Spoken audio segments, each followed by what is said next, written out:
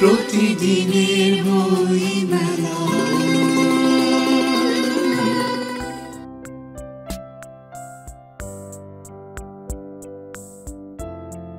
মেলায় ঘুরতে ঘুরতে দেখা হয়ে গেল লেখক, প্রাবন্ধিক ও গবেষক শাহ মোহাম্মদ মনিরুজ্জামানের সাথে। তিনি বাংলা ভিশনের সাথে কথা বললেন তার নতুন বই নিয়ে। এবারে বইমেলায় আমার 3টি বই এসছে। কাজী নজরুল ইসলামের উপর 2টি বই। একটি বইয়ের নাম স্মৃতিকথা, বর্ধমান হাউজে কাজী নজরুল। কাজী নজরুল ইসলাম 1926, 27, 28 সালে ঢাকায় এলে উনি বর্ধমান হাউজে অবস্থান করতেন। সে সময় ঢাকায় মুসলিম সাহিত্য সমাজ নামে একটি সংগঠন গড়ে উঠেছিল।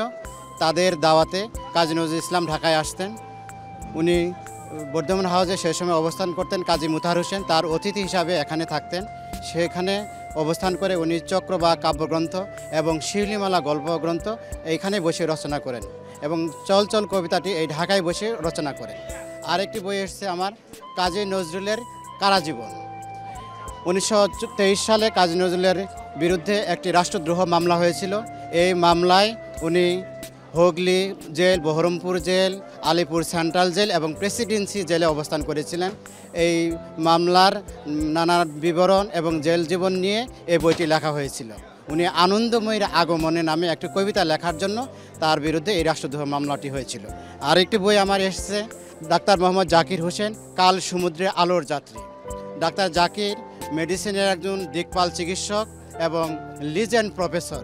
উনি বগুড়া এবং রংপুরে তার অনেকগুলো সামাজিক কাজকর্ম রয়েছে। রংপুরে hyper tension and research centre নামে একটি প্রতিষ্ঠান গড়ে তুলছেন।